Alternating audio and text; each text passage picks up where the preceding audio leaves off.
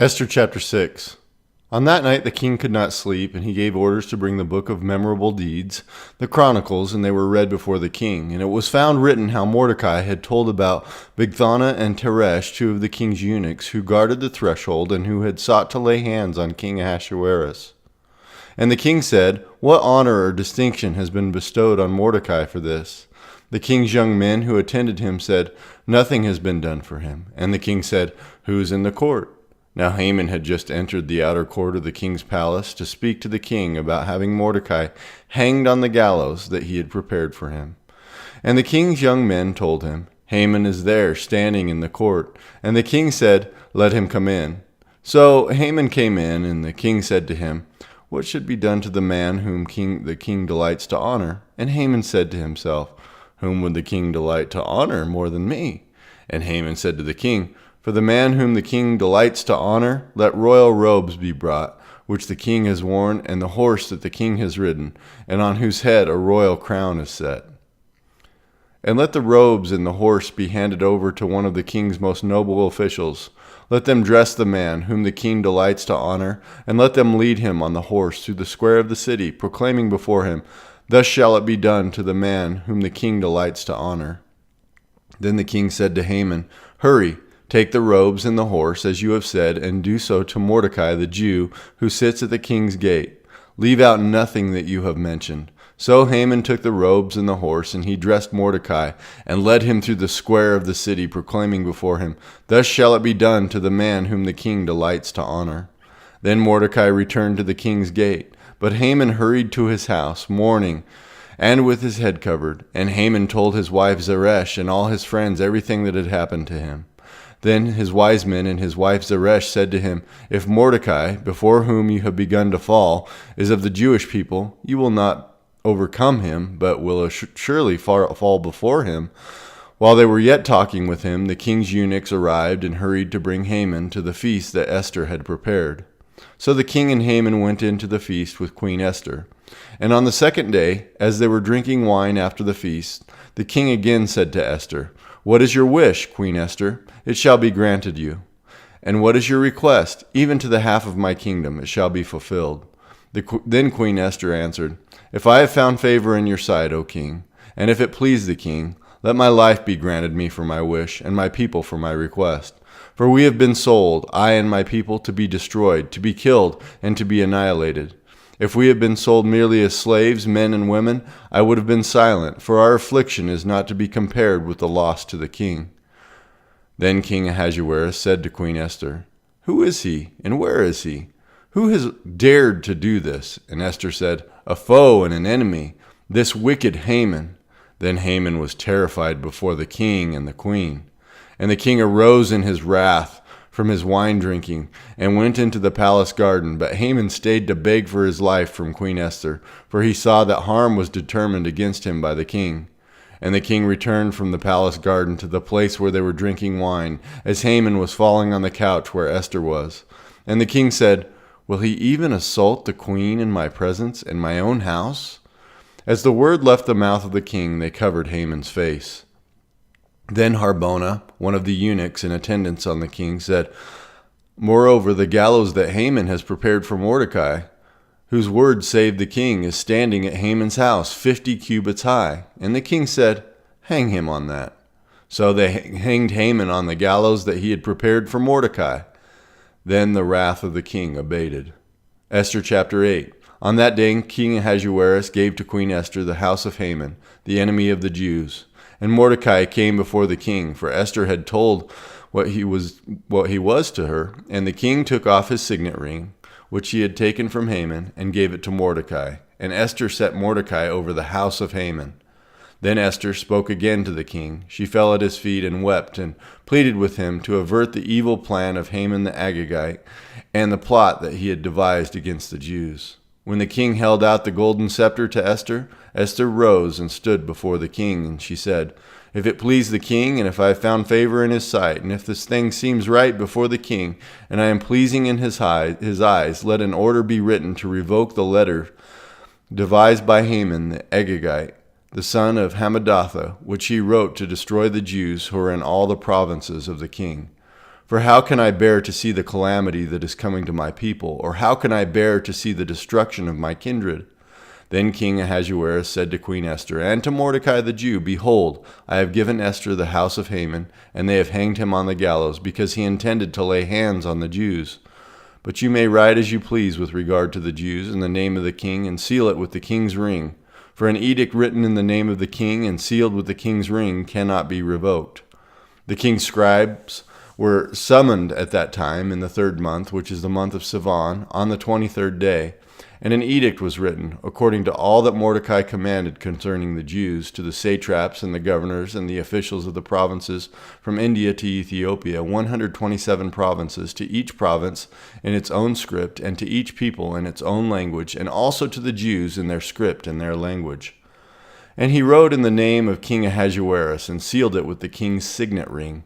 Then he sent the letters by mounted couriers, riding on swift horses that were used in the king's service, bred from the royal stud, saying that the king allowed the Jews who were in every city to gather and defend their lives, to destroy, to kill, and to annihilate any armed force of any people or province that might attack them, children and women included, and to plunder their goods.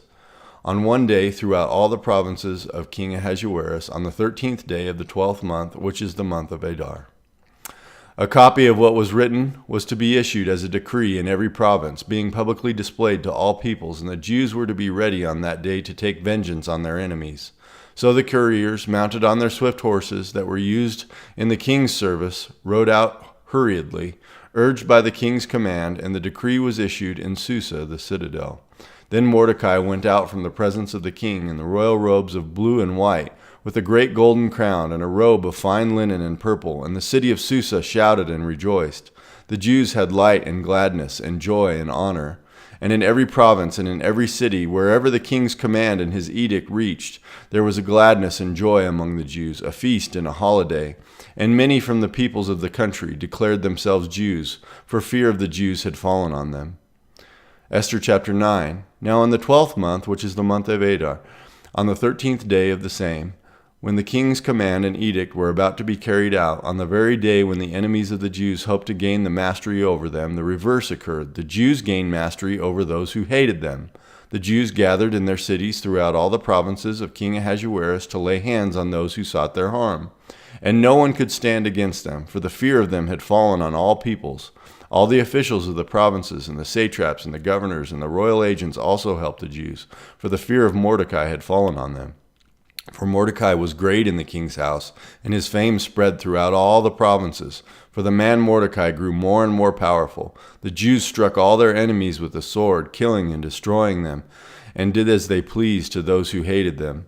In Susa, the citadel itself, the Jews killed and destroyed 500 men, and also killed Parshandatha and Dalphon and Asphatha and Puratha and Adalia and Aridatha and Parmashta and Arisai and Aridai and Vizatha and the 10 sons of Haman, the son of Hammedatha, the enemy of the Jews, but they laid no hand on the plunder.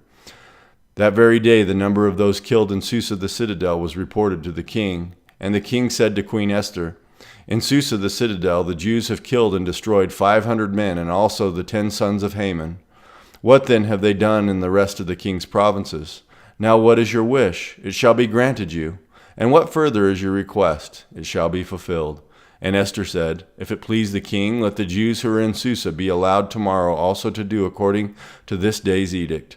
And let the 10 sons of Haman be hanged on the gallows. So the king commanded this to be done. A decree was issued in Susa, and the 10 sons of Haman were hanged. The Jews who were in Susa gathered also on the 14th day of the month of Adar, and they killed 300 men in Susa, but they laid no hands on the plunder. Now the rest of the Jews who were in the king's provinces also gathered to defend their lives, and got relief from their enemies, and killed 75,000 of those who hated them, but they laid no hands on the plunder. This was on the 13th day of the month of Adar, and on the 14th day they rested and made that a day of feasting and gladness. But the Jews who were in Susa gathered on the 13th day and on the 14th, and rested on the 15th day, making that a day of feasting and gladness.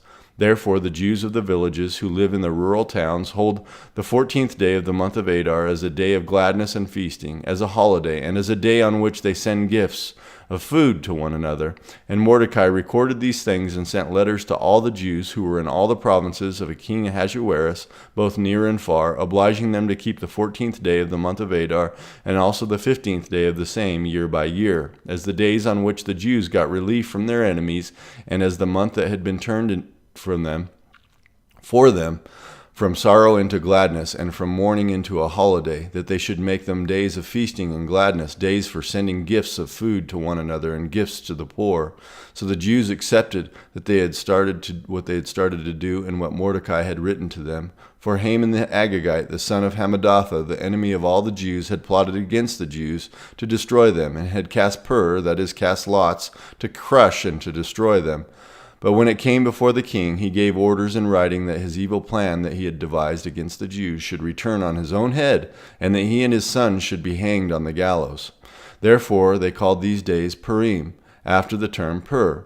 Therefore, because of all that was written in this letter, and what they had faced in this matter, and of what had happened to them, the Jews firmly obligated themselves and their offspring and all who joined them, that without fail they would keep those 2 days according to what was written, and at the time appointed every year.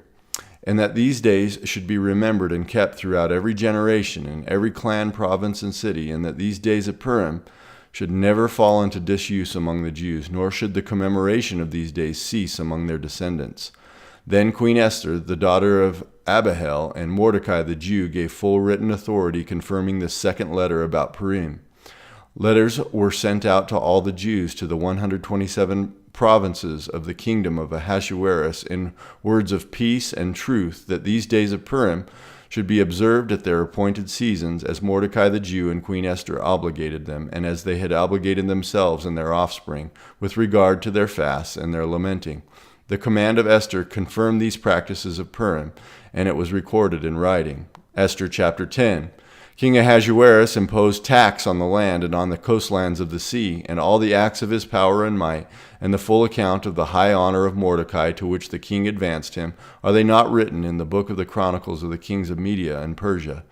For Mordecai the Jew was second in rank to King Ahasuerus, and he was great among the Jews and popular with the multitude of his brothers, for he sought the welfare of his people and spoke peace to all his people. Psalm 54, to the choir master with stringed instruments, a maskil of David. When the Ziphites went and told Saul, "Is not David hiding among us?" O God, save me by your name and vindicate me by your might. O God, hear my prayer, give ear to the words of my mouth. For strangers have risen against me. Ruthless men seek my life. They do not set God before themselves. Selah. Behold, God is my helper. The Lord is the upholder of my life. He will return the evil to my enemies. In your faithfulness put an end to them. With a freewill offering I will sacrifice to you. I will give thanks to your name, O Lord, for it is good. For he has delivered me from every trouble, and my eye has looked in triumph on my enemies.